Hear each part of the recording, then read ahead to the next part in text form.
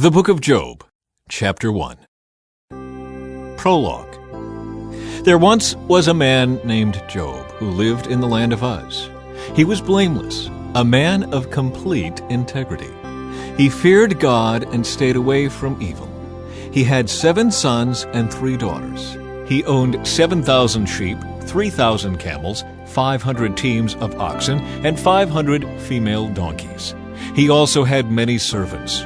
He was, in fact, the richest person in that entire area. Job's sons would take turns preparing feasts in their homes, and they would also invite their 3 sisters to celebrate with them. When these celebrations ended, sometimes after several days, Job would purify his children. He would get up early in the morning and offer a burnt offering for each of them. For Job said to himself, "Perhaps my children have sinned and have cursed God in their hearts." This was Job's regular practice. Job's first test.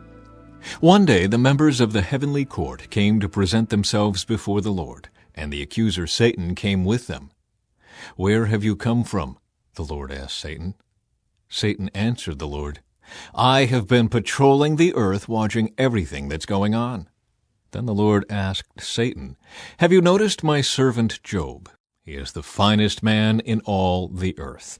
He is blameless, a man of complete integrity. He fears God and stays away from evil."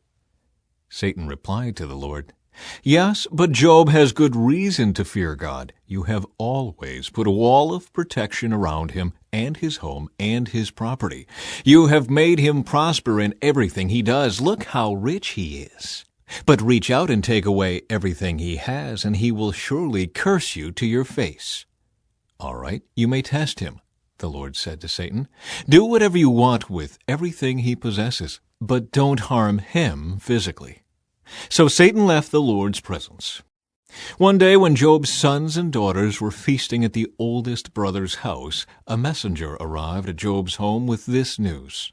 "Your oxen were plowing, with the donkeys feeding beside them. When the Sabaeans raided us, they stole all the animals and killed all the farmhands. I am the only one who escaped to tell you." While he was still speaking, another messenger arrived with this news.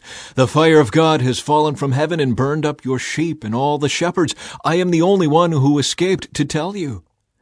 While he was still speaking, a third messenger arrived with this news.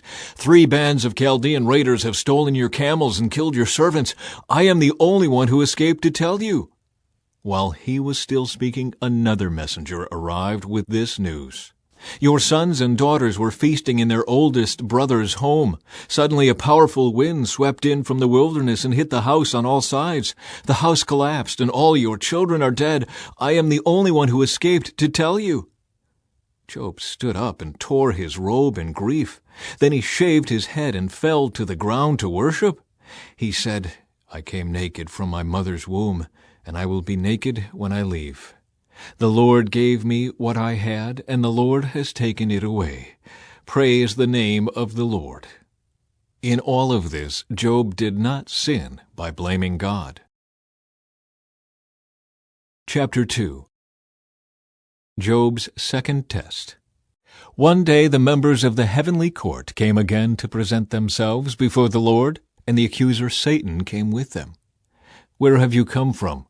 the Lord asked Satan. Satan answered the Lord, "I have been patrolling the earth, watching everything that's going on." Then the Lord asked Satan, "Have you noticed my servant Job? He is the finest man in all the earth. He is blameless, a man of complete integrity. He fears God and stays away from evil, and he has maintained his integrity, even though you urged me to harm him without cause." Satan replied to the Lord, "Skin for skin. A man will give up everything he has to save his life, but reach out and take away his health, and he will surely curse you to your face." "All right, do with him as you please," the Lord said to Satan, "but spare his life." So Satan left the Lord's presence, and he struck Job with terrible boils from head to foot. Job scraped his skin with a piece of broken pottery as he sat among the ashes. His wife said to him, "Are you still trying to maintain your integrity? Curse God and die." But Job replied, You talk like a foolish woman. Should we accept only good things from the hand of God and never anything bad?" So in all this, Job said nothing wrong. Job's 3 friends share his anguish. When 3 of Job's friends heard of the tragedy he had suffered, they got together and traveled from their homes to comfort and console him. Their names were Eliphaz the Temanite, Bildad the Shuhite, and Zophar the Naamathite. When they saw Job from a distance, they scarcely recognized him. Wailing loudly, they tore their robes and threw dust into the air over their heads to show their grief.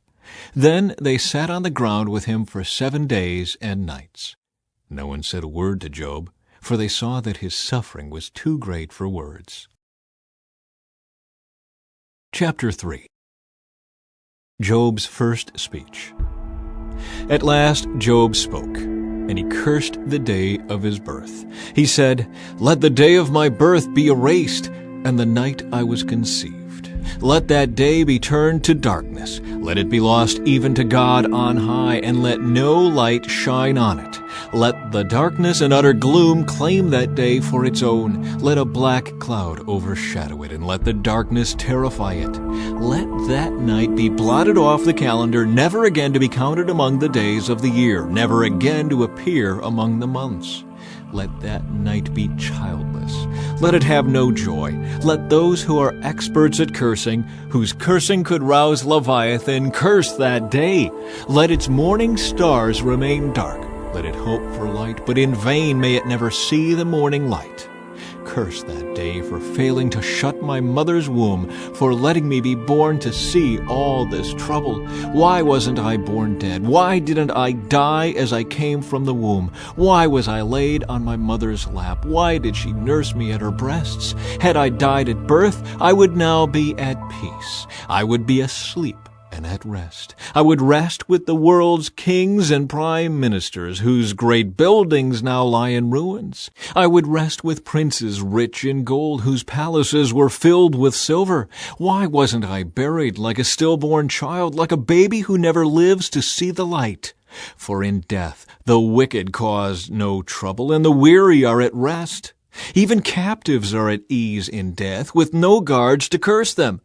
Rich and poor are both there, and the slave is free from his master. Oh, why give light to those in misery and life to those who are bitter? They long for death, and it won't come. They search for death more eagerly than for hidden treasure. They're filled with joy when they finally die and rejoice when they find the grave. Why is life given to those with no future, those God has surrounded with difficulties? I cannot eat for sighing. My groans pour out like water. What I always feared has happened to me. What I dreaded has come true. I have no peace, no quietness. I have no rest. Only trouble comes. Chapter 4. Eliphaz's first response to Job. Then Eliphaz the Temanite replied to Job, "Will you be patient and let me say a word?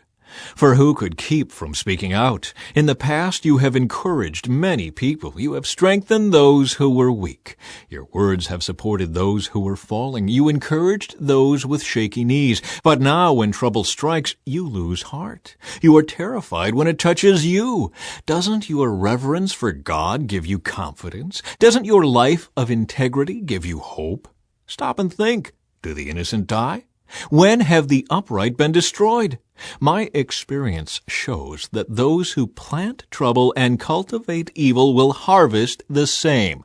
A breath from God destroys them. They vanish in a blast of his anger.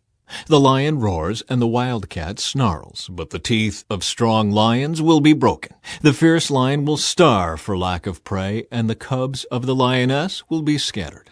This truth was given to me in secret, as though whispered in my ear. It came to me in a disturbing vision at night, when people are in a deep sleep. Fear gripped me, and my bones trembled. A spirit swept past my face, and my hair stood on end. The spirit stopped, but I couldn't see its shape.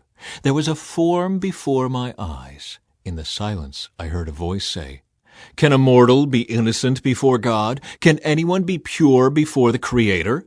If God does not trust his own angels and has charged his messengers with foolishness, how much less will he trust people made of clay? They are made of dust, crushed as easily as a moth. They are alive in the morning, but dead by evening, gone forever without a trace. Their tent cords are pulled, and the tent collapses, and they die in ignorance. Chapter 5. Eliphaz's response continues. Cry for help, but will anyone answer you? Which of the angels will help you? Surely resentment destroys the fool, and jealousy kills the simple. I have seen that fools may be successful for the moment, but then comes sudden disaster. Their children are abandoned far from help. They are crushed in court with no one to defend them. The hungry devour their harvest even when it is guarded by brambles. The thirsty pant after their wealth. But evil does not spring from the soil, and trouble does not sprout from the earth. People are born for trouble as readily as sparks fly up from a fire. If I were you, I would go to God and present my case to him. He does great things, too marvelous to understand. He performs countless miracles. He gives rain for the earth and water for the fields. He gives prosperity to the poor and protects those who suffer. He frustrates the plans of schemers, so the work of their hands will not succeed. He traps the wise in their own cleverness, so their cunning schemes are thwarted. They find it is dark in the daytime, and they grope at noon as if it were night. He rescues the poor from the cutting words of the strong and rescues them from the clutches of the powerful. And so at last the poor have hope, and the snapping jaws of the wicked are shut. But consider the joy of those corrected by God. Do not despise the discipline of the Almighty when you sin.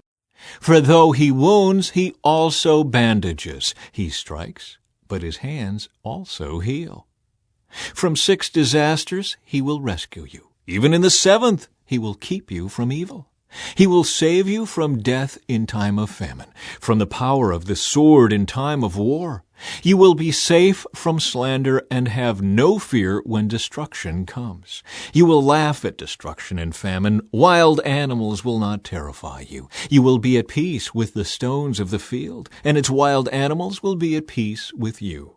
You will know that your home is safe. When you survey your possessions, nothing will be missing. You will have many children. Your descendants will be as plentiful as grass. You will go to the grave at a ripe old age, like a sheaf of grain harvested at the proper time. We have studied life and found all this to be true. Listen to my counsel and apply it to yourself. Chapter 6. Job's second speech. A response to Eliphaz. Then Job spoke again. If my misery could be weighed and my troubles be put on the scales, they would outweigh all the sands of the sea. That is why I spoke impulsively. For the Almighty has struck me down with his arrows. Their poison infects my spirit. God's terrors are lined up against me.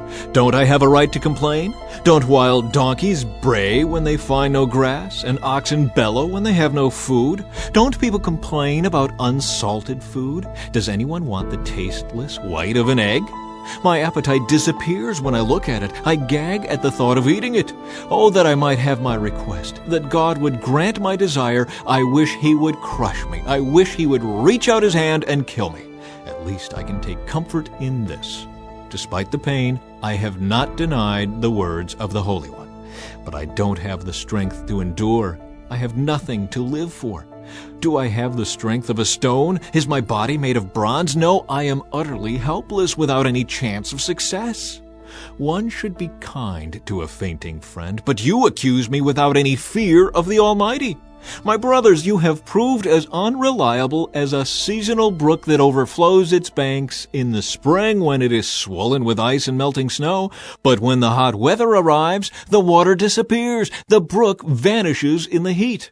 The caravans turn aside to be refreshed, but there is nothing to drink, so they die.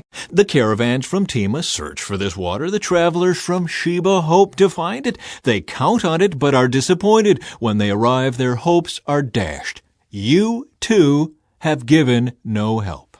You have seen my calamity, and you are afraid. But why? Have I ever asked you for a gift? Have I begged for anything of yours for myself? Have I asked you to rescue me from my enemies, or to save me from ruthless people? Teach me, and I will keep quiet. Show me what I have done wrong.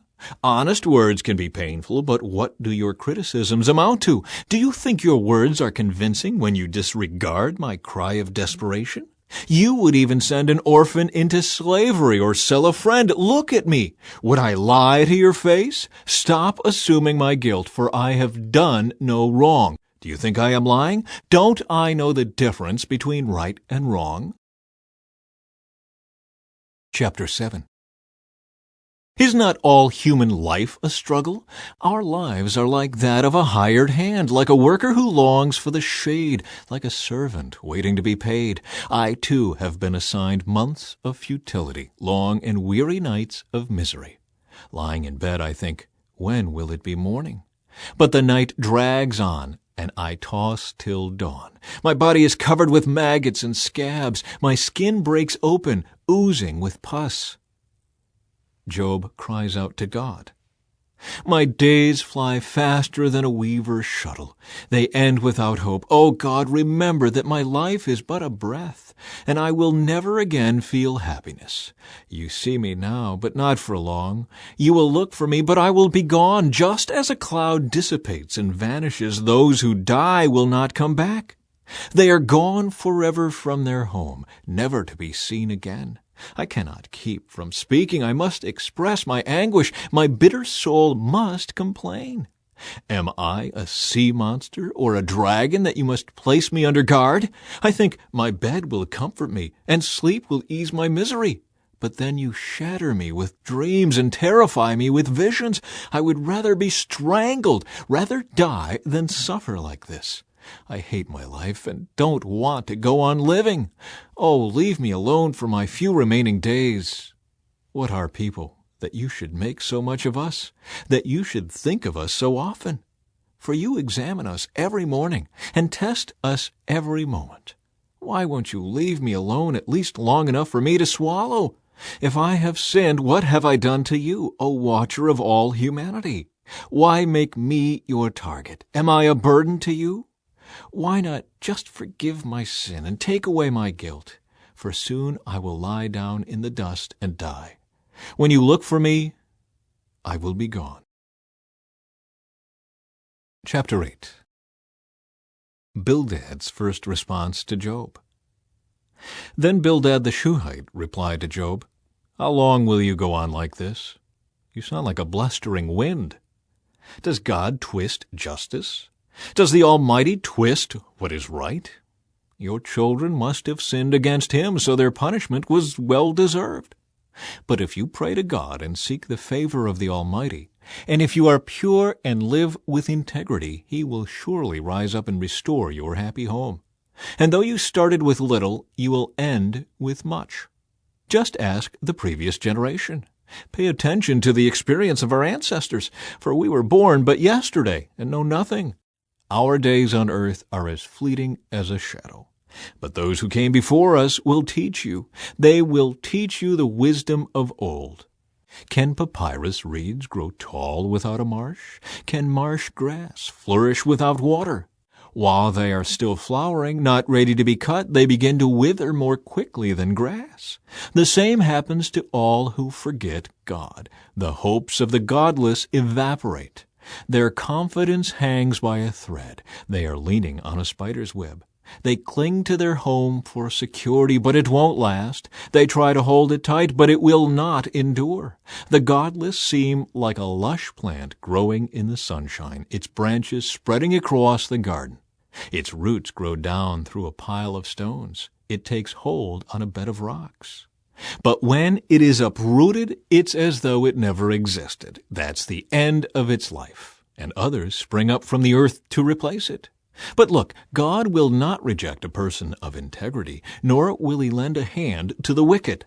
He will once again fill your mouth with laughter and your lips with shouts of joy. Those who hate you will be clothed with shame, and the home of the wicked will be destroyed. Chapter 9. Job's third speech, a response to Bildad. Then Job spoke again. Yes, I know all this is true in principle, but how can a person be declared innocent in God's sight? If someone wanted to take God to court, would it be possible to answer him even once in 1,000 times? For God is so wise and so mighty, who has ever challenged him successfully?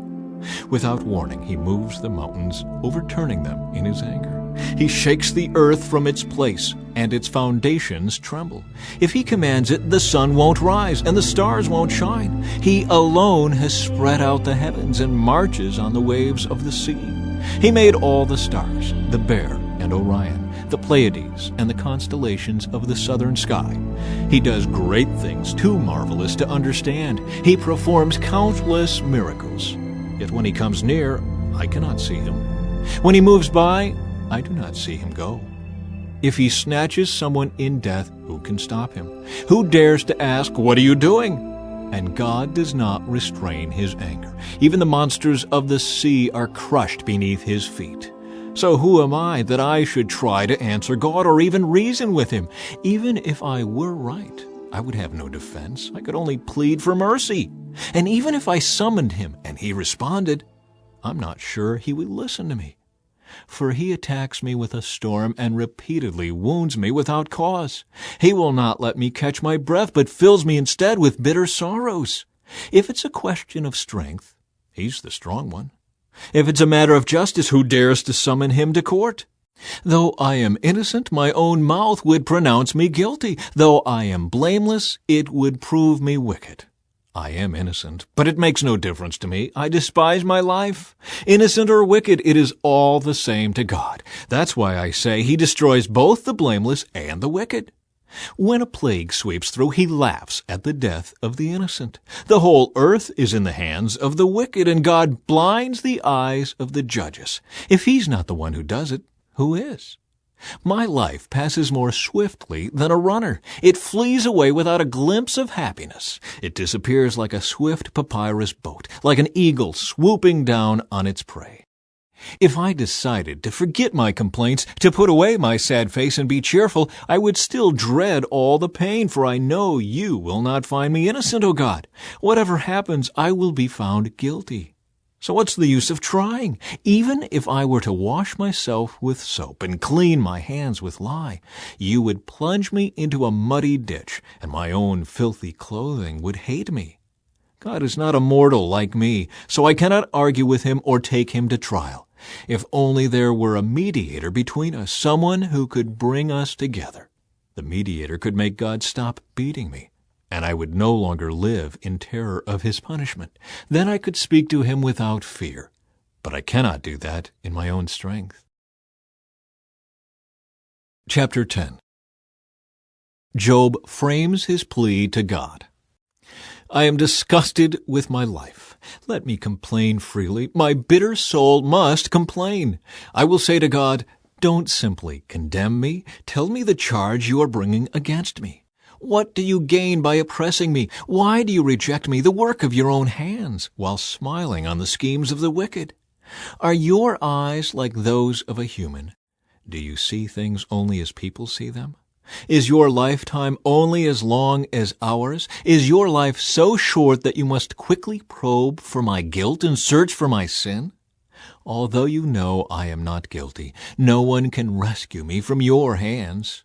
You formed me with your hands. You made me, yet now you completely destroy me. Remember that you made me from dust. Will you turn me back to dust so soon? You guided my conception and formed me in the womb. You clothed me with skin and flesh, and you knit my bones and sinews together. You gave me life and showed me your unfailing love. My life was preserved by your care. Yet your real motive, your true intent was to watch me, and if I sinned, you would not forgive my guilt. If I am guilty, too bad for me, and even if I'm innocent, I can't hold my head high, because I am filled with shame and misery. And if I hold my head high, you hunt me like a lion and display your awesome power against me. Again and again you witness against me. You pour out your growing anger on me and bring fresh armies against me. Why then did you deliver me from my mother's womb? Why didn't you let me die at birth? It would be as though I had never existed, going directly from the womb to the grave. I have only a few days left, so leave me alone that I may have a moment of comfort before I leave, never to return, for the land of darkness and utter gloom. It is a land as dark as midnight, a land of gloom and confusion, where even the light is dark as midnight. Chapter 11. Zophar's first response to Job. Then Zophar the Naamathite replied to Job, "Shouldn't someone answer this torrent of words? Is a person proved innocent just by a lot of talking? Should I remain silent while you babble on? When you mock God, shouldn't someone make you ashamed? You claim, 'My beliefs are pure, and I am clean in the sight of God.' If only God would speak. If only He would tell you what He thinks. If only He would tell you the secrets of wisdom, for true wisdom is not a simple matter. Listen, God is doubtless punishing you far less than you deserve. Can you solve the mysteries of God? Can you discover everything about the Almighty? Such knowledge is higher than the heavens. And who are you? It is deeper than the underworld. What do you know? It is broader than the earth and wider than the sea. If God comes and puts a person in prison or calls the court to order, who can stop him? For He knows those who are false, and He takes note of all their sins. An empty-headed person won't become wise any more than a wild donkey can bear a human child. If only you would prepare your heart and lift up your hands to Him in prayer. Get rid of your sins and leave all iniquity behind you. Then your face will brighten with innocence. You will be strong and free of fear. You will forget your misery. It will be like water flowing away. Your life will be brighter than the noonday. Even darkness will be as bright as morning. Having hope will give you courage. You will be protected and will rest in safety. You will lie down unafraid, and many will look to you for help. But the wicked will be blinded. They will have no escape. Their only hope is death. Chapter 12. Job's fourth speech, a response to Zophar. Then Job spoke again. "You people really know everything, don't you? And when you die, wisdom will die with you. Well, I know a few things myself, and you're no better than I am. Who doesn't know these things you've been saying? Yet my friends laugh at me, for I call on God and expect an answer. I am a just and blameless man, yet they laugh at me. People who are at ease mock those in trouble. They give a push to people who are stumbling. But robbers are left in peace, and those who provoke God live in safety, though God keeps them in His power. Just ask the animals, and they will teach you. Ask the birds of the sky, and they will tell you. Speak to the earth, and it will instruct you. Let the fish in the sea speak to you. For they all know that my disaster has come from the hand of the Lord. For the life of every living thing is in His hand, and the breath of every human being. The ear tests the words it hears, just as the mouth distinguishes between foods. Wisdom belongs to the aged, and understanding to the old. But true wisdom and power are found in God. Counsel and understanding are His. What He destroys cannot be rebuilt. When He puts someone in prison, there is no escape. If He holds back the rain, the earth becomes a desert. If He releases the waters, they flood the earth. Yes, strength and wisdom are His. Deceivers and deceived are both in His power. He leads counselors away, stripped of good judgment. Wise judges become fools. He removes the royal robe of kings. They are led away with ropes around their waist. He leads priests away, stripped of status. He overthrows those with long years in power. He silences the trusted adviser and removes the insight of the elders. He pours disgrace upon princes and disarms the strong. He uncovers mysteries hidden in darkness. He brings light to the deepest gloom.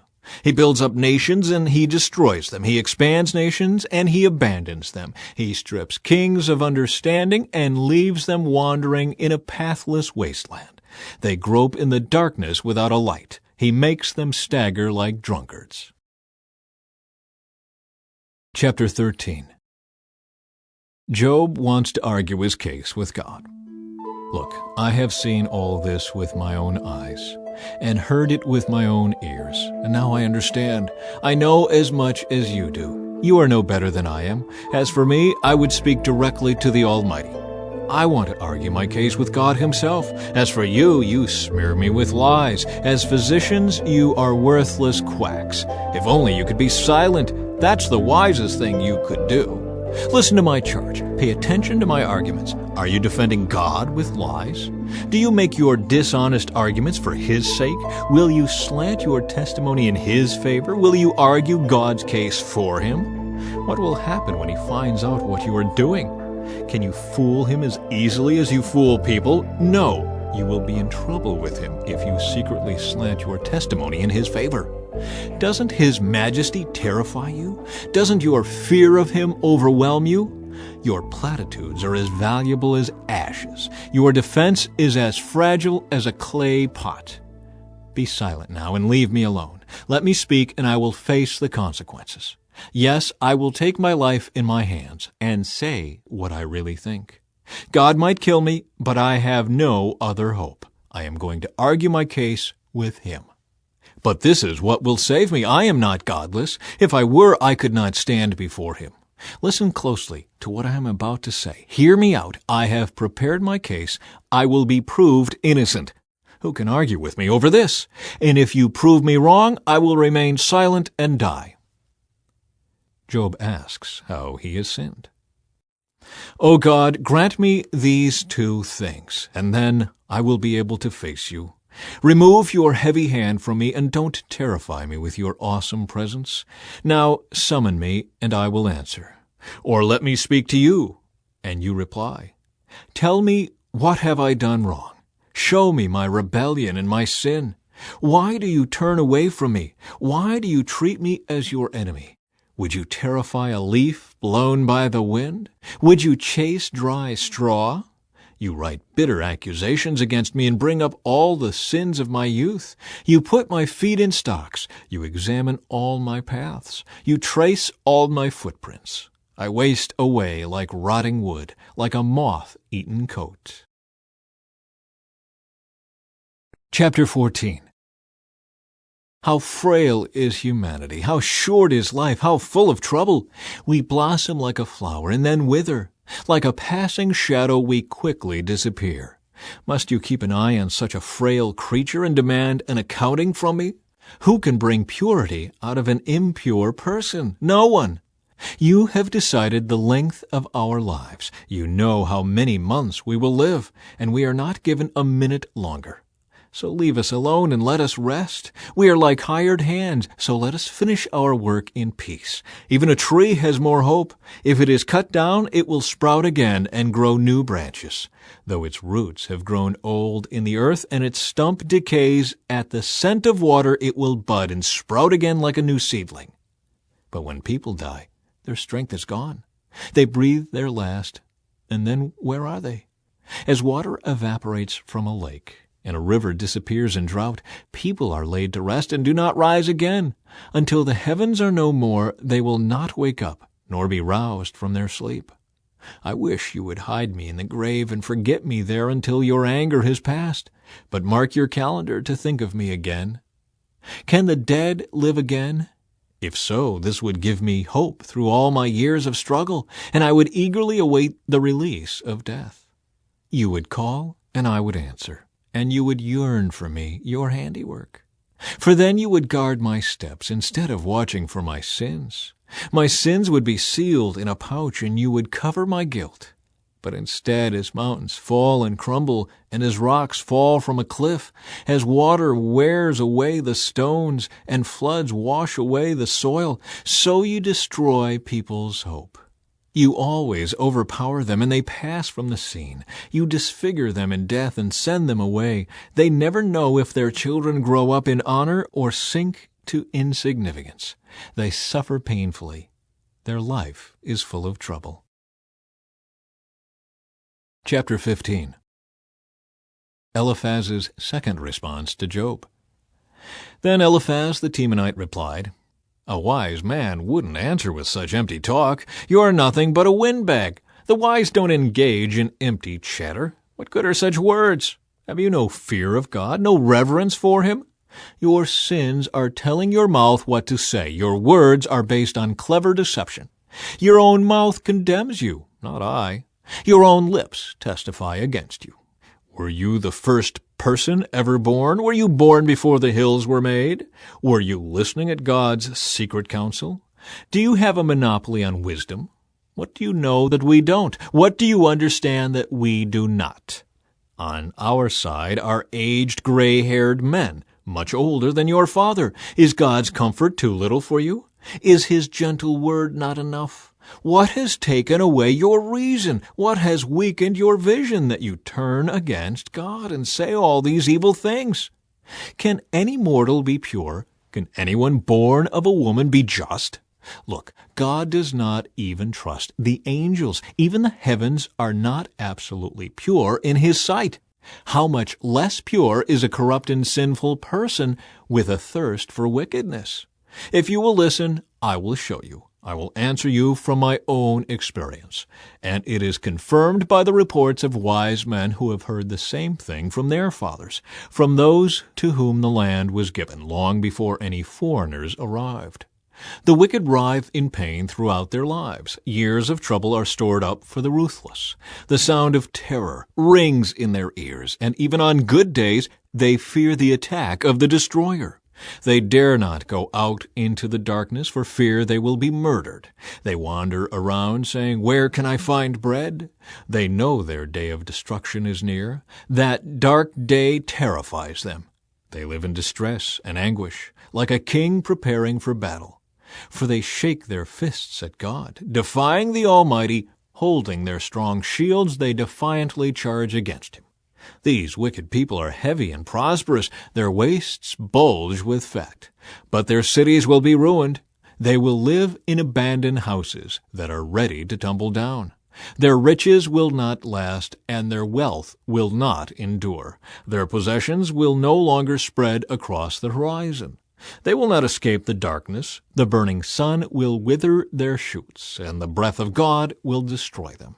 Let them no longer fool themselves by trusting in empty riches, for emptiness will be their only reward. Like trees, they will be cut down in the prime of life. Their branches will never again be green. They will be like a vine whose grapes are harvested too early, like an olive tree that loses its blossoms before the fruit can form. For the godless are barren. Their homes, enriched through bribery, will burn. They conceive trouble and give birth to evil. Their womb produces deceit. Chapter 16. Job's fifth speech, a response to Eliphaz. Then Job spoke again. "I have heard all this before. What miserable comforters you are! Won't you ever stop blowing hot air? What makes you keep on talking? I could say the same things if you were in my place. I could spout off criticism and shake my head at you. But if it were me, I would encourage you. I would try to take away your grief. Instead, I suffer if I defend myself, and I suffer no less if I refuse to speak. Oh God, you have ground me down and devastated my family. As if to prove I have sinned, you've reduced me to skin and bones. My gaunt flesh testifies against me. God hates me and angrily tears me apart. He snaps his teeth at me and pierces me with his eyes. People jeer and laugh at me. They slap my cheek in contempt. A mob gathers against me. God has handed me over to sinners. He has tossed me into the hands of the wicked. I was living quietly until he shattered me. He took me by the neck and broke me in pieces. Then he set me up as his target, and now his archers surround me. His arrows pierce me without mercy. The ground is wet with my blood. Again and again he smashes against me, charging at me like a warrior. I wear burlap to show my grief. My pride lies in the dust. My eyes are red with weeping. Dark shadows circle my eyes. Yet I have done no wrong, and my prayer is pure. O earth, do not conceal my blood. Let it cry out on my behalf. Even now my witness is in heaven. My advocate is there on high. My friends scorn me, but I pour out my tears to God. I need someone to mediate between God and me, as a person mediates between friends. for soon I must go down that road from which I will never return. Chapter 17. Job continues to defend his innocence. My spirit is crushed, and my life is nearly snuffed out. The grave is ready to receive me. I am surrounded by mockers. I watch how bitterly they taunt me. You must defend my innocence, O God, since no one else will stand up for me. You have closed their minds to understanding, but do not let them triumph. They betray their friends for their own advantage, so let their children faint with hunger. God has made a mockery of me among the people. They spit in my face. My eyes are swollen with weeping, and I am but a shadow of my former self. The virtuous are horrified when they see me. The innocent rise up against the ungodly. The righteous keep moving forward, and those with clean hands become stronger and stronger. As for all of you, come back with a better argument, though I still won't find a wise man among you. My days are over. My hopes have disappeared. My heart's desires are broken. These men say that night is day. They claim that the darkness is light. What if I go to the grave and make my bed in darkness? What if I call the grave my father, and the maggot my mother or my sister? Where then is my hope? Can anyone find it? No, my hope will go down with me to the grave. We will rest together in the dust.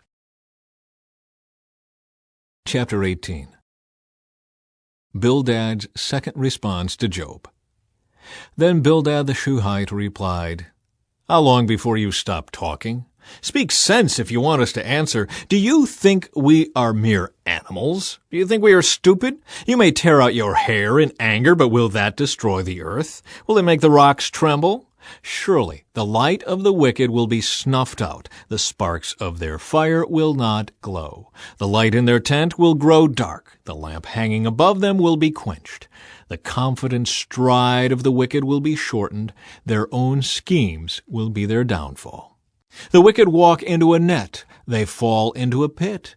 A trap grabs them by the heel. A snare holds them tight. A noose lies hidden on the ground. A rope is stretched across their path.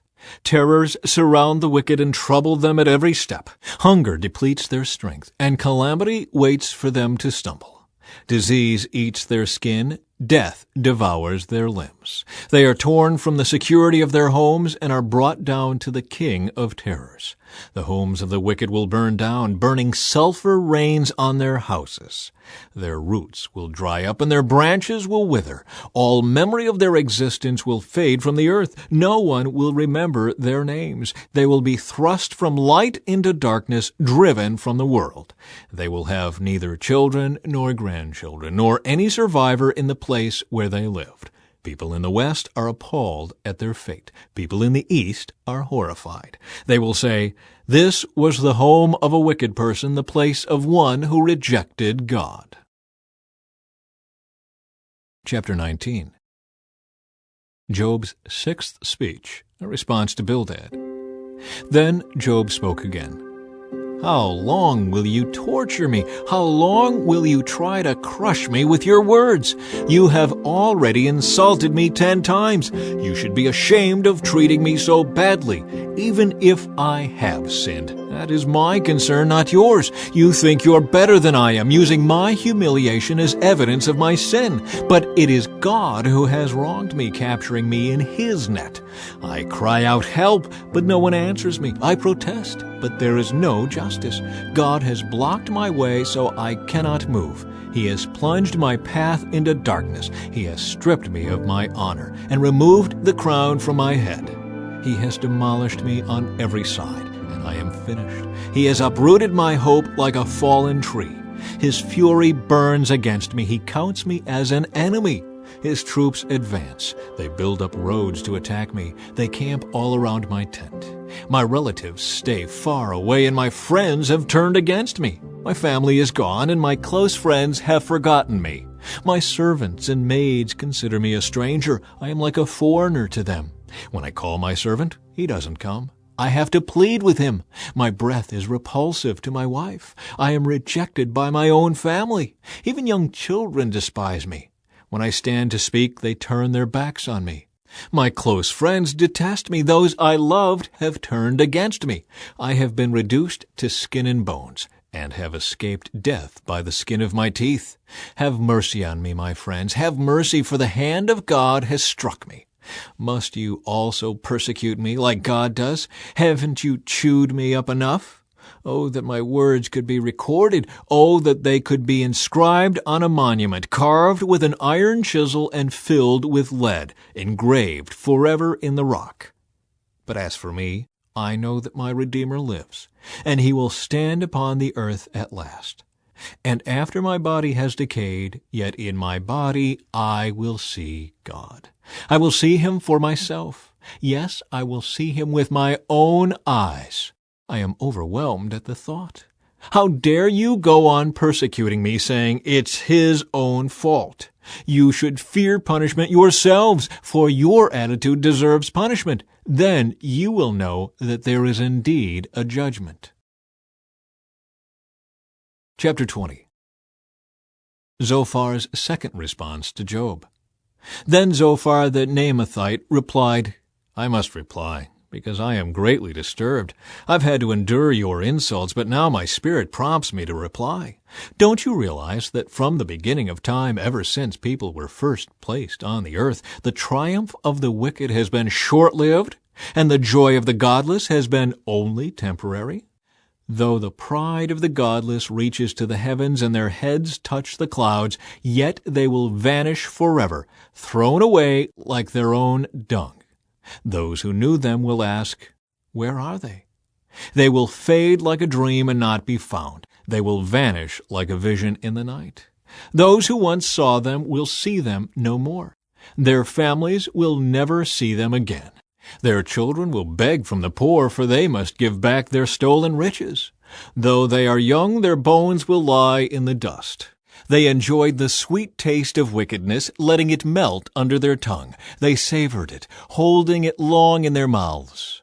But suddenly the food in their bellies turns sour, a poisonous venom in their stomach.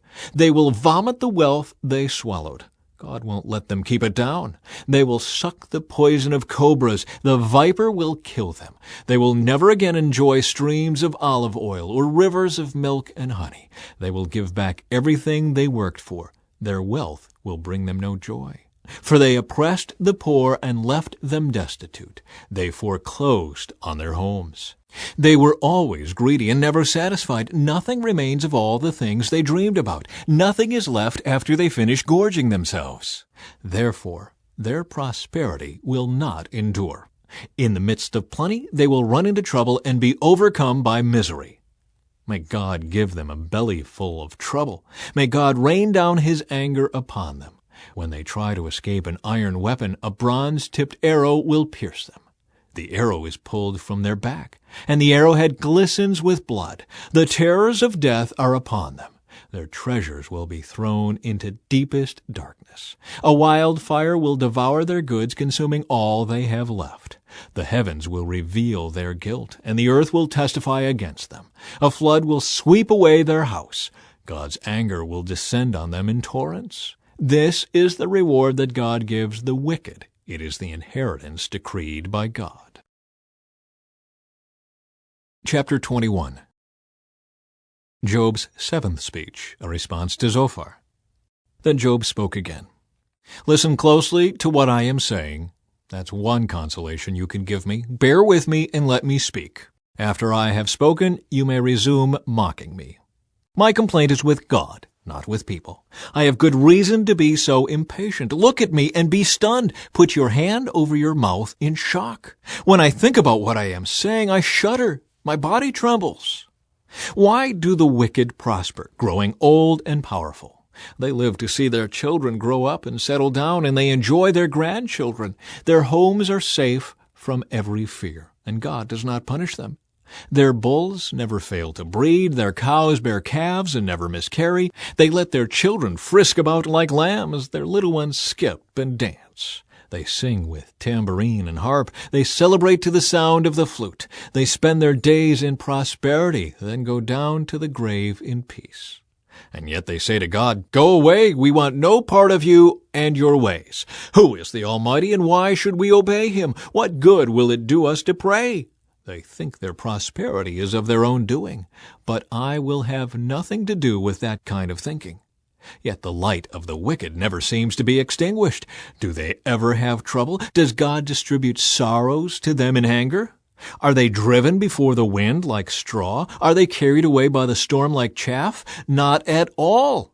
Well, you say, at least God will punish their children.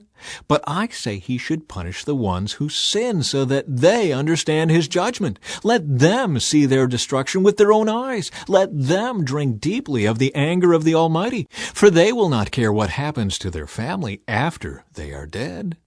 But who can teach a lesson to God, since he judges even the most powerful?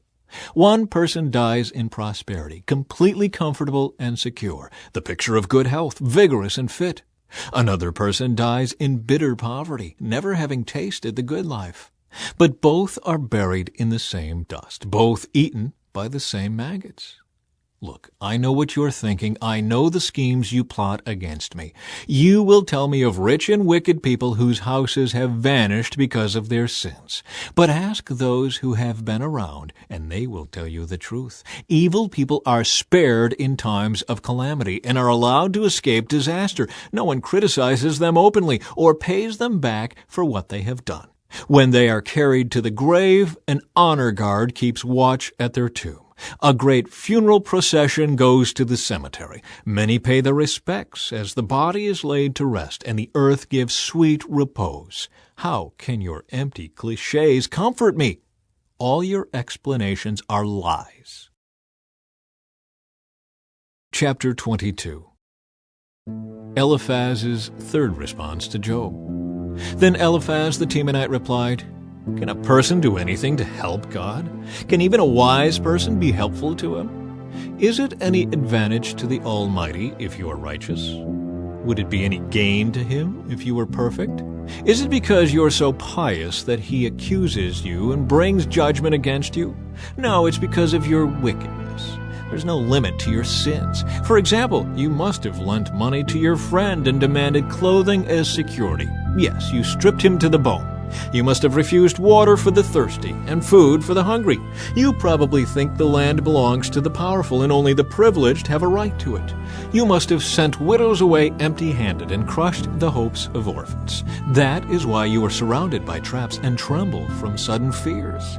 That is why you cannot see in the darkness and waves of water cover you. God is so great, higher than the heavens, higher than the farthest stars. But you reply, that's why God can't see what I am doing. How can he judge through the thick darkness? For thick clouds swirl about him and he cannot see us. He is way up there walking on the vault of heaven. Will you continue on the old paths where evil people have walked? They were snatched away in the prime of life, the foundations of their lives washed away. For they said to God, leave us alone. What can the Almighty do to us? Yet he was the one who filled their homes with good things. So I will have nothing to do with that kind of thinking. The righteous will be happy to see the wicked destroyed, and the innocent will laugh in contempt. They will say, see how our enemies have been destroyed. The last of them have been consumed in the fire. Submit to God, and you will have peace. Then things will go well for you. Listen to his instructions and store them in your heart. If you return to the Almighty, you will be restored. So clean up your life. If you give up your lust for money and throw your precious gold into the river, the Almighty himself will be your treasure. He will be your precious silver. Then you will take delight in the Almighty and look up to God. You will pray to him, and he will hear you, and you will fulfill your vows to him. You will succeed in whatever you choose to do, and light will shine on the road ahead of you. If people are in trouble and you say, help them, God will save them. Even sinners will be rescued. They will be rescued because your hands are pure. Chapter 23. Job's eighth speech, a response to Eliphaz. Then Job spoke again. My complaint today is still a bitter one, and I try hard not to groan aloud. If only I knew where to find God, I would go to his court. I would lay out my case and present my arguments. Then I would listen to his reply and understand what he says to me. Would he use his great power to argue with me? No, he would give me a fair hearing. Honest people can reason with him, so I would be forever acquitted by my judge. I go east, but he is not there. I go west, but I cannot find him. I do not see him in the north, for he is hidden. I look to the south, but he is concealed. But he knows where I am going, and when he tests me, I will come out as pure as gold, for I have stayed on God's paths.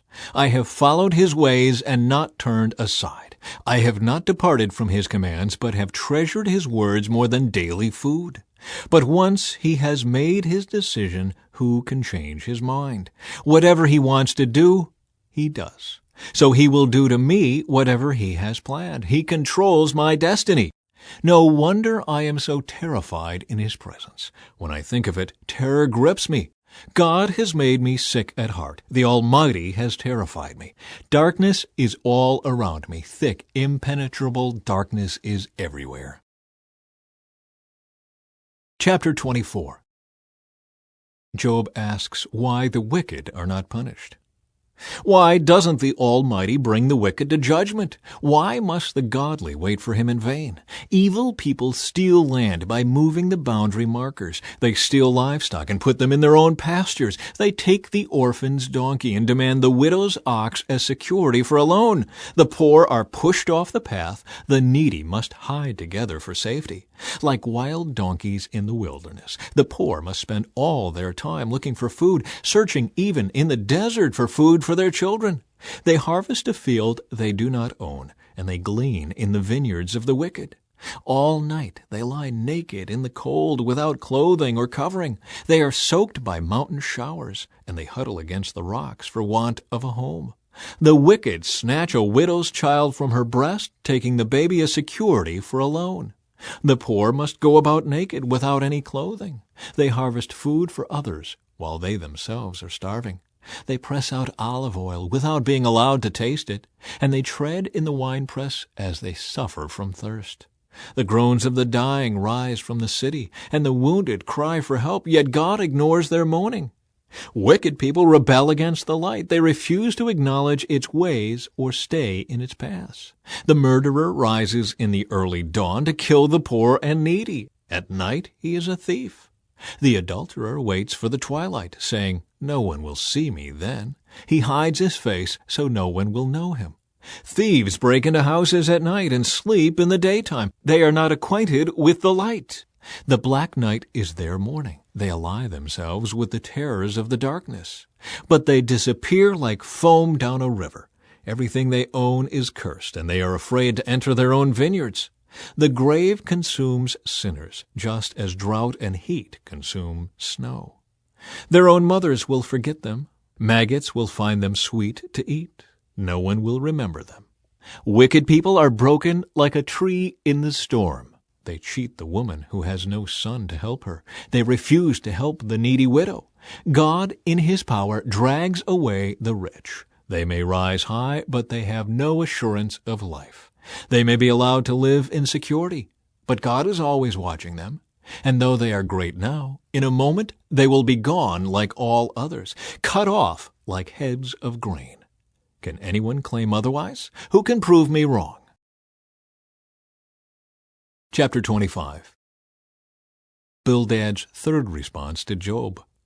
Then Bildad the Shuhite replied, "God is powerful and dreadful. He enforces peace in the heavens. Who is able to count his heavenly army?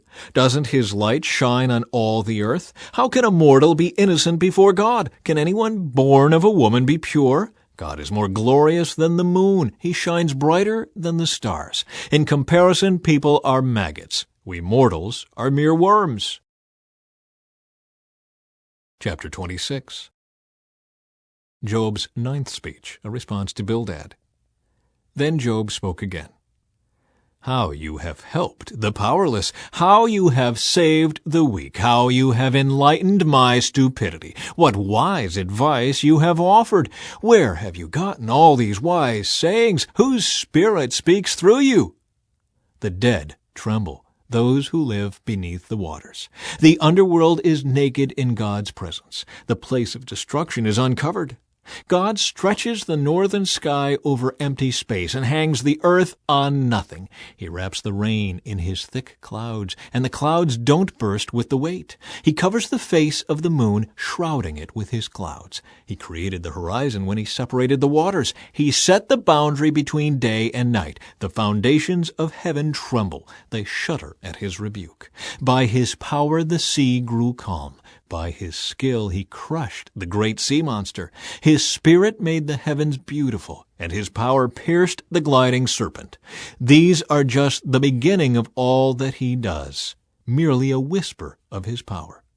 Who then can comprehend the thunder of his power? Chapter 27. Job's final speech. Job continued speaking. I vow by the living God who has taken away my rights, by the Almighty who has embittered my soul, as long as I live, while I have breath from God, my lips will speak no evil, and my tongue will speak no lies. I will never concede that you are right. I will defend my integrity until I die. I will maintain my innocence without wavering. My conscience is clear for as long as I live. May my enemy be punished like the wicked, my adversary like those who do evil. For what hope do the godless have when God cuts them off and takes away their life? Will God listen to their cry when trouble comes upon them? Can they take delight in the Almighty? Can they call to God at any time? I will teach you about God's power. I will not conceal anything concerning the Almighty. But you have seen all this, yet you say all these useless things to me. This is what the wicked will receive from God. This is their inheritance from the Almighty. They may have many children, but the children will die in war or starve to death. Those who survive will die of a plague, and not even their widows will mourn them. Evil people may have piles of money and may store away mounds of clothing, but the righteous will wear that clothing, and the innocent will divide that money. The wicked build houses as fragile as a spider's web, as flimsy as a shelter made of branches. The wicked go to bed rich, but wake to find that all their wealth is gone. Terror overwhelms them like a flood, and they are blown away in the storms of the night. The east wind carries them away, and they are gone. It sweeps them away. It whirls down on them without mercy. They struggle to flee from its power, but everyone jeers at them and mocks them. Chapter 28. Job speaks of wisdom and understanding. People know where to mine silver and how to refine gold. They know where to dig iron from the earth and how to smelt copper from rock. They know how to shine light in the darkness and explore the farthest regions of the earth as they search in the dark for ore. They sink a mine shaft into the earth, far from where anyone lives. They descend on ropes, swinging back and forth. Food is grown on the earth above, but down below the earth is melted as by fire. Here the rocks contain precious lapis lazuli, and the dust contains gold. These are treasures no bird of prey can see, no falcon's eye observe. No wild animal has walked upon these treasures, no lion has ever set his paw there. People know how to tear apart flinty rocks and overturn the roots of mountains. They cut tunnels in the rocks and uncover precious stones. They dam up the trickling streams and bring to light the hidden treasures. But do people know where to find wisdom? Where can they find understanding? No one knows where to find it, for it is not found among the living. It is not here, says the ocean, nor is it here, says the sea. It cannot be bought with gold. It cannot be purchased with silver. It's worth more than all the gold of Ophir, greater than precious onyx or lapis lazuli. Wisdom is more valuable than gold and crystal. It cannot be purchased with jewels mounted in fine gold. Coral and jasper are worthless in trying to get it. The price of wisdom is far above rubies. Precious peridot from Ethiopia cannot be exchanged for it. It's worth more than the purest gold. But do people know where to find wisdom? Where can they find understanding? It is hidden from the eyes of all humanity. Even the sharp-eyed birds in the sky cannot discover it.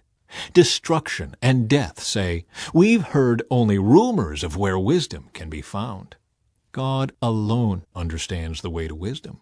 He knows where it can be found, for he looks throughout the whole earth and sees everything under the heavens. He decided how hard the winds should blow and how much rain should fall. He made the laws for the rain and laid out a path for the lightning.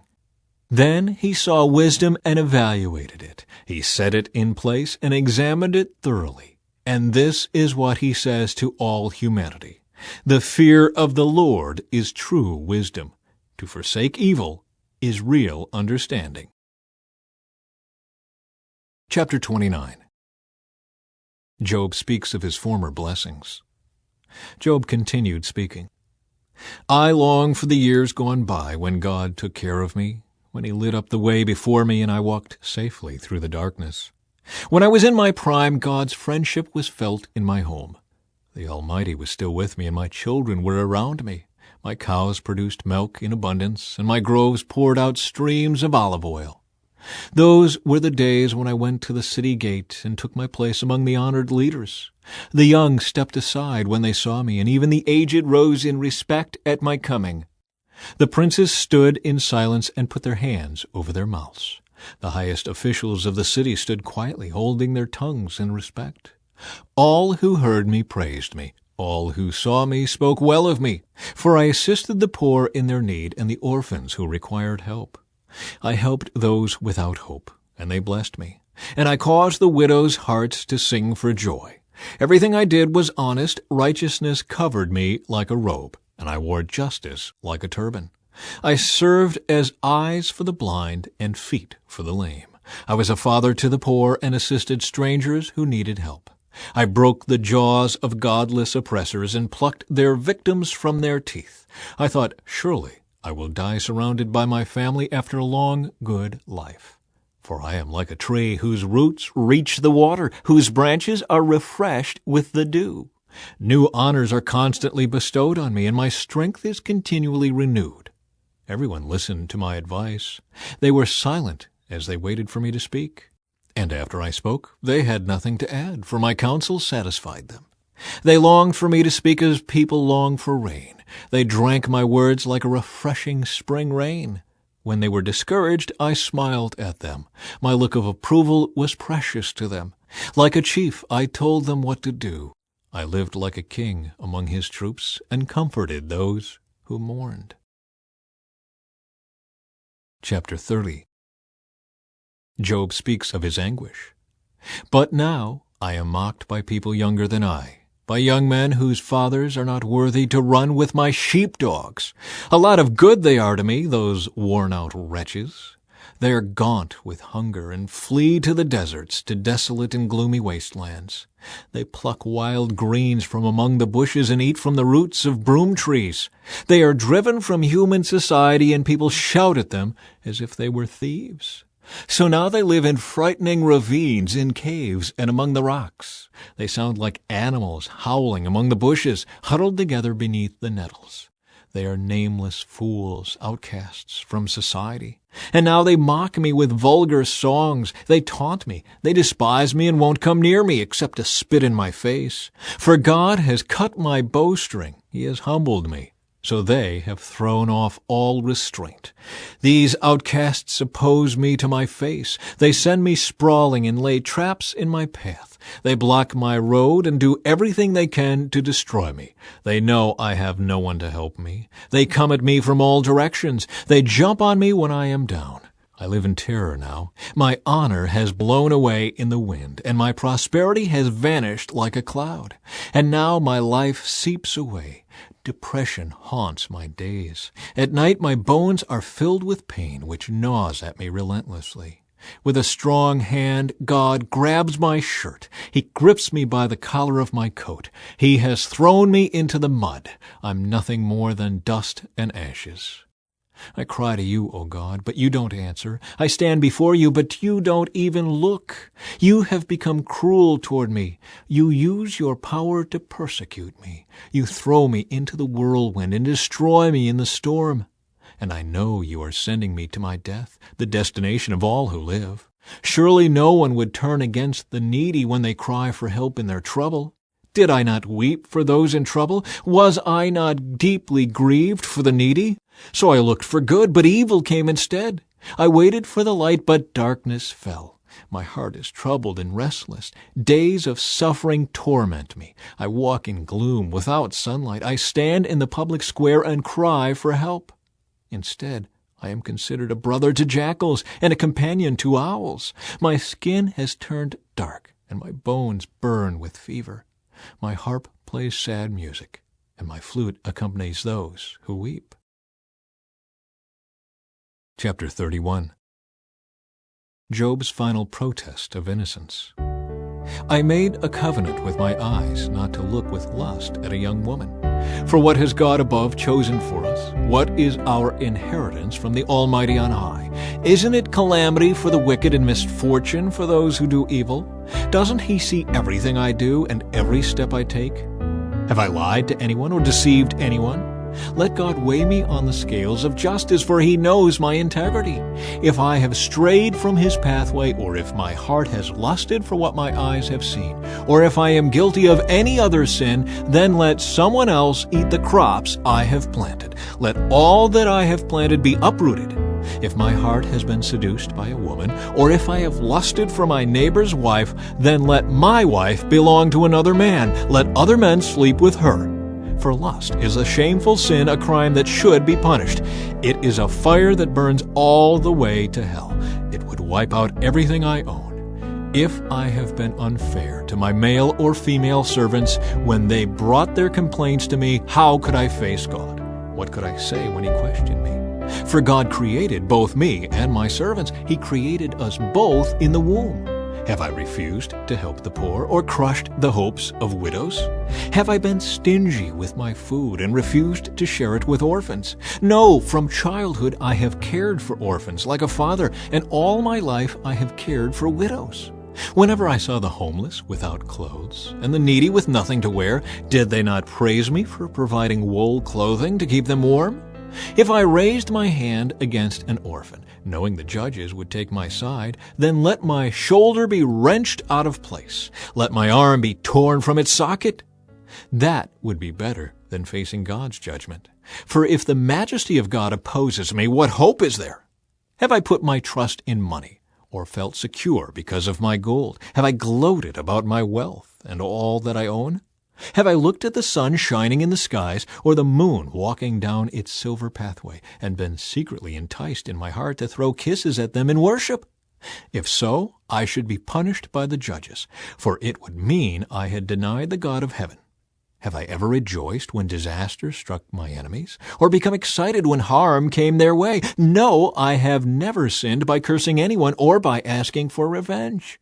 My servants have never said, "He let others go hungry." I have never turned away a stranger, but have opened my doors to everyone.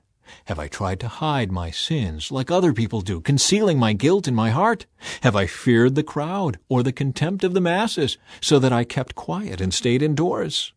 If only someone would listen to me. Look, I will sign my name to my defense. Let the Almighty answer me. Let my accuser write out the charges against me. I would face the accusation proudly. I would wear it like a crown. For I would tell him exactly what I have done. I would come before him like a prince. If my land accuses me and all its furrows cry out together, or if I have stolen its crops or murdered its owners, then let thistles grow on that land instead of wheat, and weeds instead of barley. Job's words are ended. Chapter 32. Elihu responds to Job's friends. Job's 3 friends refused to reply further to him because he kept insisting on his innocence. Then Elihu, son of Barachel the Buzite of the clan of Ram, became angry. He was angry because Job refused to admit that he had sinned and that God was right in punishing him. He was also angry with Job's 3 friends, for they made God appear to be wrong by their inability to answer Job's arguments. Elihu had waited for the others to speak to Job, because they were older than he. But when he saw that they had no further reply, he spoke out angrily. Elihu, son of Barachel the Buzite, said, "I am young and you are old, so I held back from telling you what I think. I thought, those who are older should speak, for wisdom comes with age. But there is a spirit within people, the breath of the Almighty within them, that makes them intelligent. Sometimes the elders are not wise, sometimes the aged do not understand justice. So listen to me and let me tell you what I think. I have waited all this time, listening very carefully to your arguments, listening to you grope for words. I have listened, but not one of you has refuted Job or answered his arguments. And don't tell me he is too wise for us. Only God can convince him. If Job had been arguing with me, I would not answer with your kind of logic. You sit there baffled with nothing more to say. Should I continue to wait, now that you are silent? Must I also remain silent? No, I will say my piece. I will speak my mind. For I am full of pent-up words, and the spirit within me urges me on. I am like a cask of wine without a vent, like a new wineskin ready to burst. I must speak to find relief, so let me give my answers. I won't play favorites or try to flatter anyone, for if I tried flattery, my Creator would soon destroy me. Chapter 33. Elihu presents his case against Job. Listen to my words, Job. Pay attention to what I have to say. Now that I have begun to speak, let me continue. I speak with all sincerity. I speak the truth. For the Spirit of God has made me, and the breath of the Almighty gives me life. Answer me if you can. Make your case and take your stand. Look, you and I both belong to God. I, too, was formed from clay. So you don't need to be afraid of me. I won't come down hard on you. You have spoken in my hearing, and I have heard your very words. You said, I am pure, I am without sin, I am innocent, I have no guilt. God is picking a quarrel with me, and he considers me his enemy. He puts my feet in the stocks and watches my every move. But you are wrong, and I will show you why. For God is greater than any human being. So why are you bringing a charge against him? Why say he does not respond to people's complaints? For God speaks again and again, though people do not recognize it. He speaks in dreams, in visions of the night, when deep sleep falls on people as they lie in their beds. He whispers in their ears and terrifies them with warnings.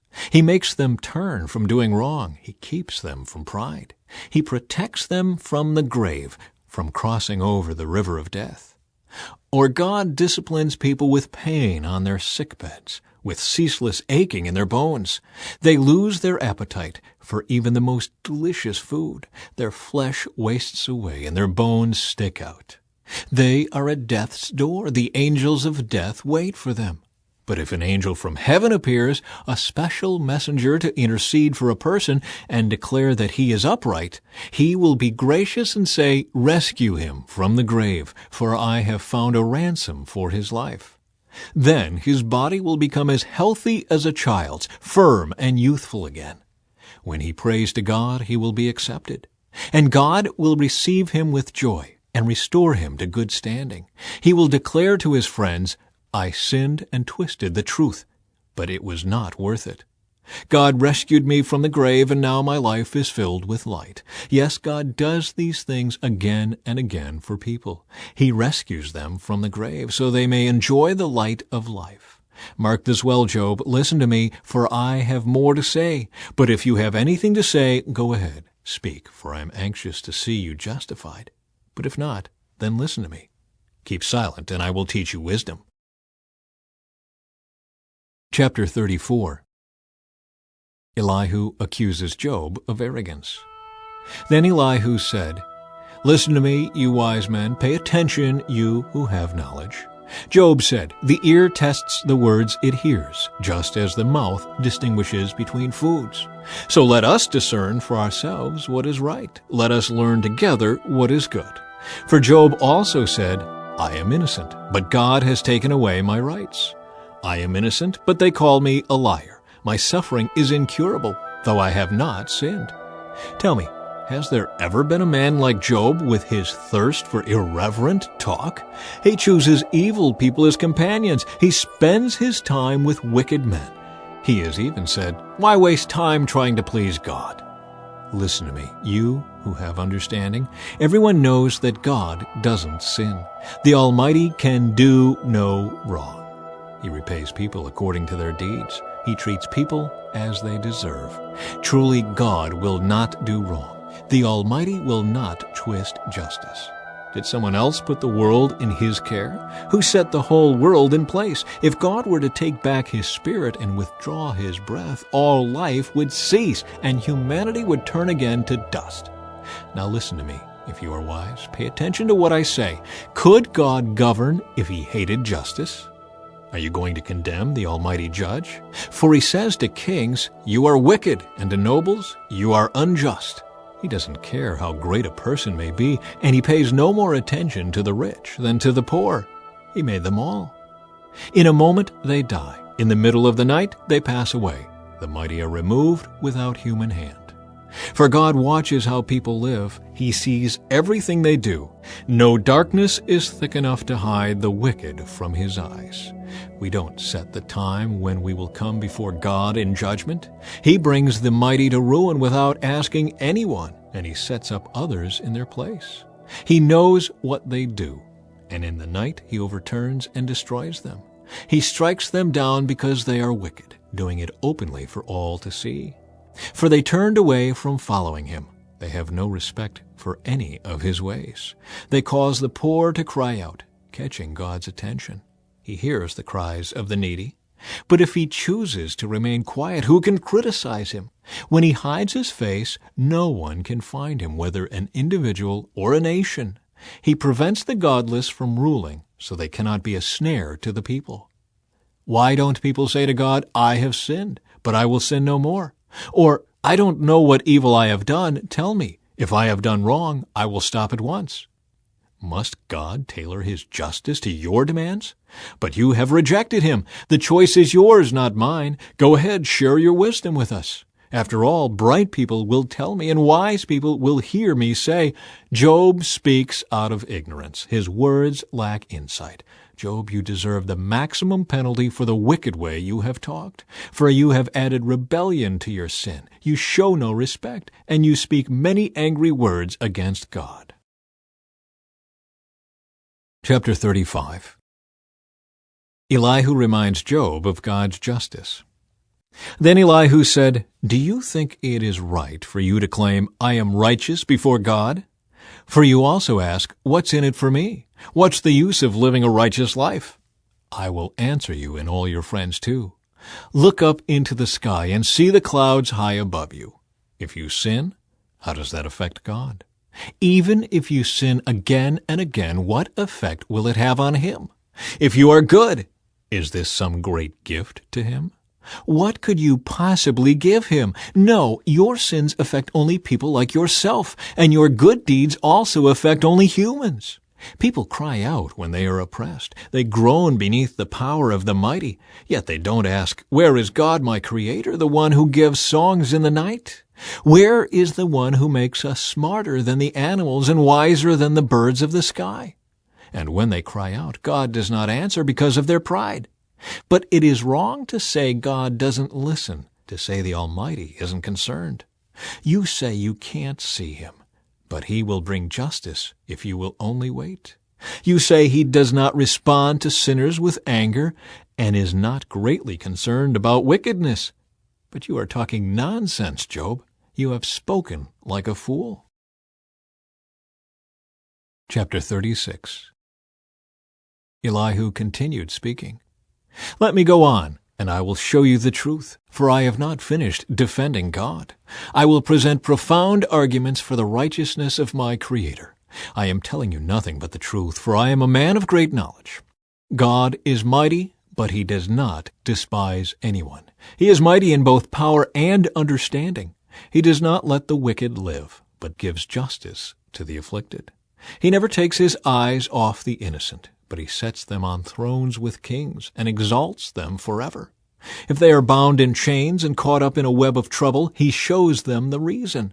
He shows them their sins of pride. He gets their attention and commands that they turn from evil. If they listen and obey God, they will be blessed with prosperity throughout their lives. All their years will be pleasant. But if they refuse to listen to him, they will be killed by the sword and die from lack of understanding. For the godless are full of resentment. Even when he punishes them, they refuse to cry out to him for help. They die when they are young, after wasting their lives in immoral living. But by means of their suffering he rescues those who suffer, for he gets their attention through adversity. God is leading you away from danger, Job, to a place free from distress. He is setting your table with the best food. But you are obsessed with whether the godless will be judged. Don't worry, judgment and justice will be upheld. But watch out, or you may be seduced by wealth. Don't let yourself be bribed into sin. Could all your wealth or all your mighty efforts keep you from distress? Do not long for the cover of night, for that is when people will be destroyed. Be on guard. Turn back from evil, for God sent this suffering to keep you from a life of evil. Elihu reminds Job of God's power. Look, God is all-powerful. Who is a teacher like him? No one can tell him what to do or say to him, "You have done wrong." Instead, glorify his mighty works, singing songs of praise. Everyone has seen these things, though only from a distance. Look, God is greater than we can understand. His years cannot be counted. He draws up the water vapor and then distills it into rain. The rain pours down from the clouds, and everyone benefits. Who can understand the spreading of the clouds and the thunder that rolls forth from heaven? See how he spreads the lightning around him, and how it lights up the depths of the sea. By these mighty acts he nourishes the people, giving them food in abundance. He fills his hands with lightning bolts and hurls each at its target. The thunder announces his presence. The storm announces his indignant anger. Chapter 37.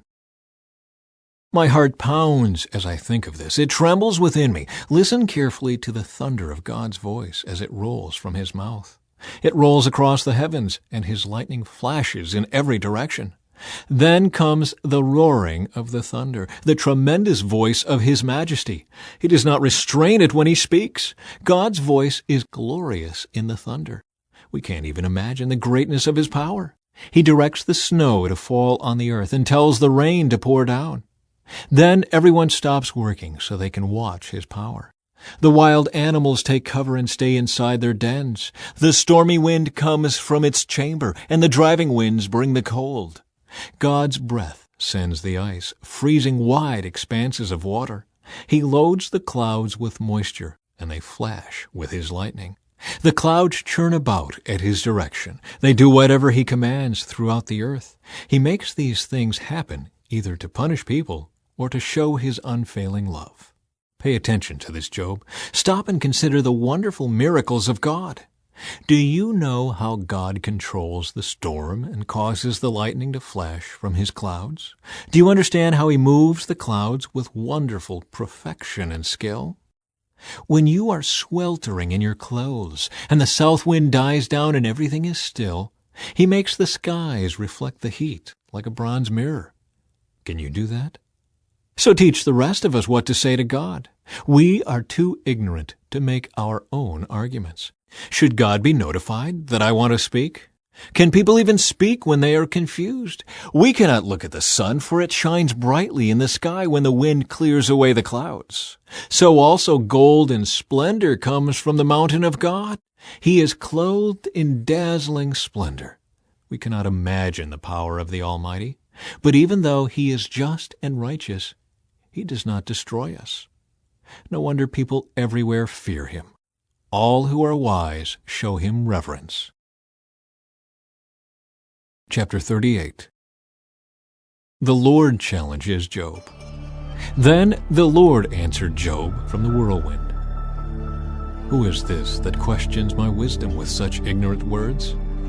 Brace yourself like a man, because I have some questions for you, and you must answer them. Where were you when I laid the foundations of the earth? Tell me, if you know so much. Who determined its dimensions and stretched out the surveying line? What supports its foundations, and who laid its cornerstone as the morning stars sang together and all the angels shouted for joy? Who kept the sea inside its boundaries as it burst from the womb, and as I clothed it with clouds and wrapped it in thick darkness? For I locked it behind barred gates, limiting its shores. I said, "This far and no farther will you come. Here your proud waves must stop." Have you ever commanded the morning to appear and caused the dawn to rise in the east? Have you made daylight spread to the ends of the earth to bring an end to the night's wickedness? As the light approaches, the earth takes shape like clay pressed beneath a seal. It is robed in brilliant colors. The light disturbs the wicked and stops the arm that is raised in violence. Have you explored the springs from which the seas come? Have you explored their depths? Do you know where the gates of death are located? Have you seen the gates of utter gloom? Do you realize the extent of the earth? Tell me about it if you know. Where does light come from, and where does darkness go? Can you take each to its home? Do you know how to get there? But of course you know all this, for you were born before it was all created, and you are so very experienced. Have you visited the storehouses of the snow, or seen the storehouses of hail? I have reserved them as weapons for the time of trouble, for the day of battle and war. Where is the path to the source of light? Where is the home of the east wind? Who created a channel for the torrents of rain? Who laid out the path for the lightning? Who makes the rain fall on barren land, in a desert where no one lives? Who sends rain to satisfy the parched ground and make the tender grass spring up? Does the rain have a father? Who gives birth to the dew? Who is the mother of the ice? Who gives birth to the frost from the heavens?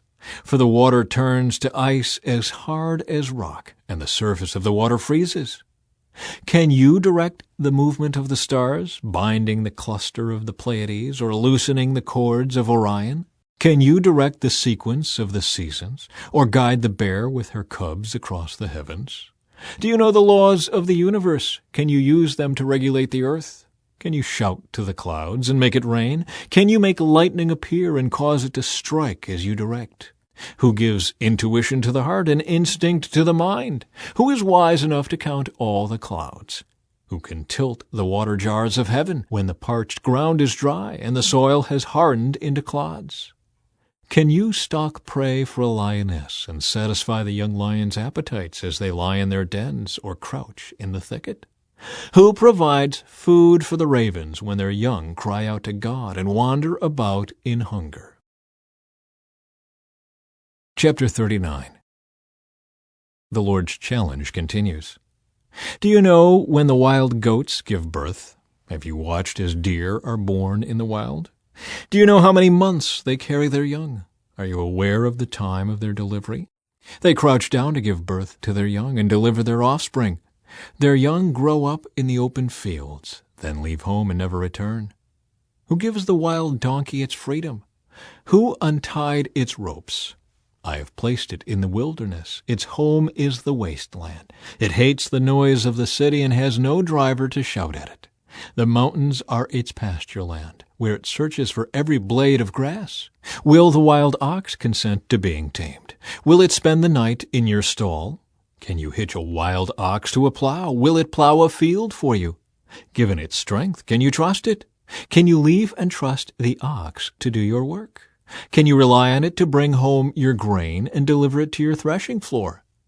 The ostrich flaps her wings grandly, but they are no match for the feathers of the stork. She lays her eggs on top of the earth, letting them be warmed in the dust. She doesn't worry that a foot might crush them or a wild animal might destroy them. She is harsh toward her young, as if they were not her own. She doesn't care if they die.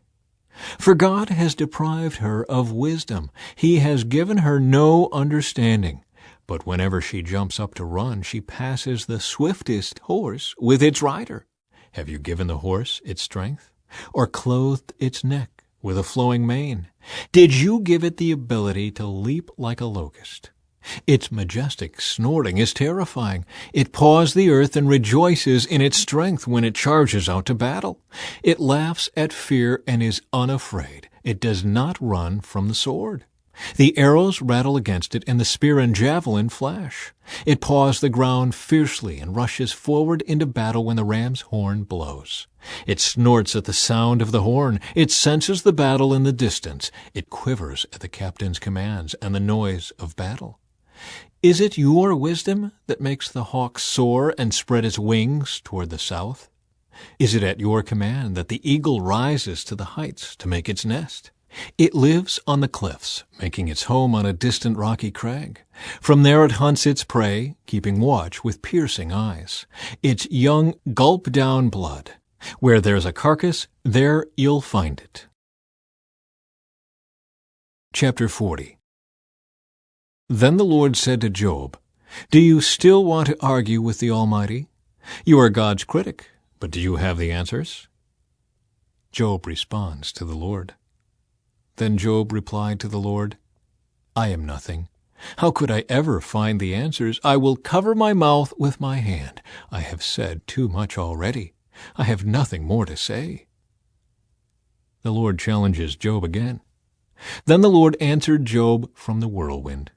"Brace yourself like a man, because I have some questions for you, and you must answer them. Will you discredit my justice and condemn me just to prove you are right? Are you as strong as God? Can you thunder with a voice like His? All right, put on your glory and splendor, your honor and majesty. Give vent to your anger. Let it overflow against the proud. Humiliate the proud with a glance. Walk on the wicked where they stand. Bury them in the dust. Imprison them in the world of the dead. Then even I would praise you, for your own strength would save you. Take a look at Behemoth, which I made, just as I made you. It eats grass like an ox. See its powerful loins and the muscles of its belly. Its tail is as strong as a cedar. The sinews of its thighs are knit tightly together. Its bones are tubes of bronze. Its limbs are bars of iron. It is a prime example of God's handiwork, and only its Creator can threaten it. The mountains offer it their best food, where all the wild animals play. It lies under the lotus plants, hidden by the reeds in the marsh. The lotus plants give it shade among the willows beside the stream. It is not disturbed by the raging river, not concerned when the swelling Jordan rushes around it. No one can catch it off guard or put a ring in its nose and lead it away. Chapter 41. The Lord's challenge continues. Can you catch Leviathan with a hook or put a noose around its jaw?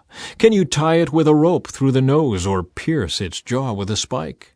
Will it beg you for mercy or implore you for pity? Will it agree to work for you, to be your slave for life?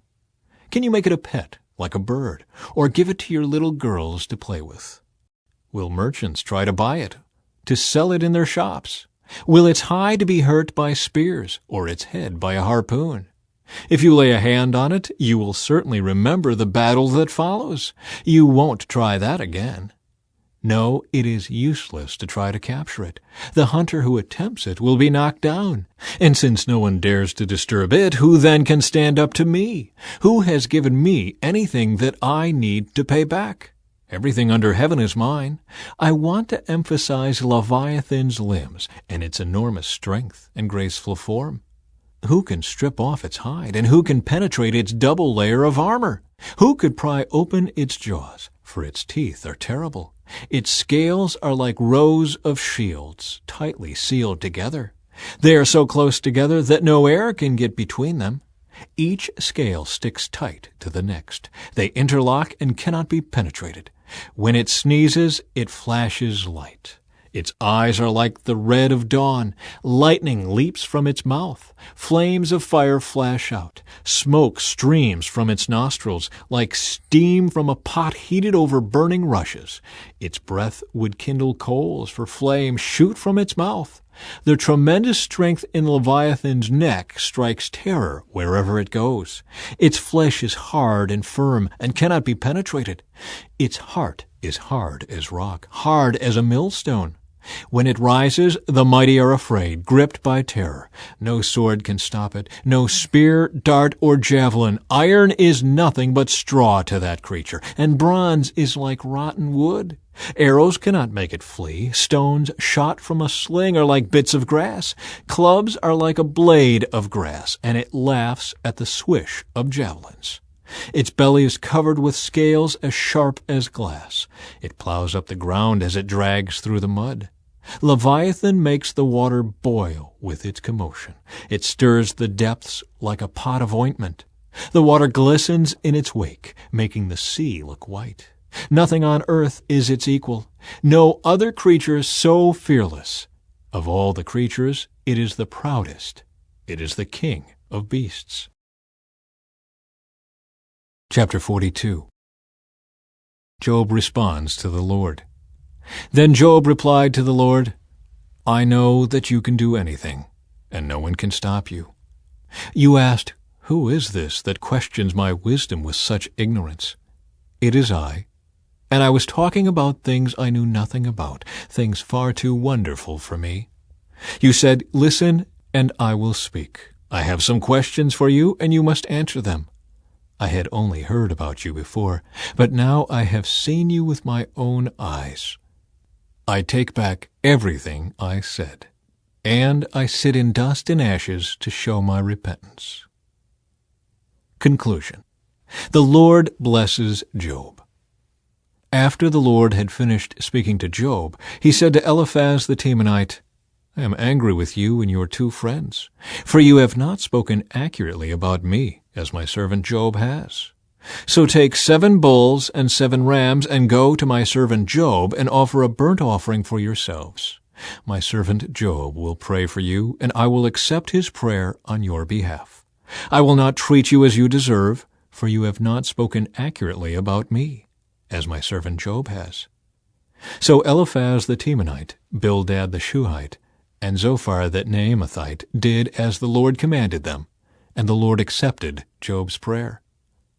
When Job prayed for his friends, the Lord restored his fortunes. In fact, the Lord gave him twice as much as before. Then all his brothers, sisters, and former friends came and feasted with him in his home, and they consoled him and comforted him because of all the trials the Lord had brought against him. And each of them brought him a gift of money and a gold ring. So the Lord blessed Job in the second half of his life, even more than in the beginning. For now he had 14,000 sheep, 6,000 camels, 1,000 teams of oxen, and 1,000 female donkeys. He also gave Job 7 more sons and 3 more daughters. He named his first daughter Jemimah, the second Keziah, and the third Kirin-Habakkuk. In all the land no women were as lovely as the daughters of Job, and their father put them into his will along with their brothers. Job lived 140 years after that, living to see 4 generations of his children and grandchildren. Then he died, an old man who had lived a long, full life.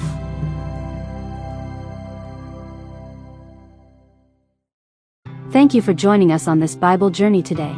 If this reading blessed you, please like this video to support our mission. Subscribe to continue walking through the Bible with us, and share it with someone who needs God's Word in their life. Together, let's grow in faith, one day at a time. See you in the next reading.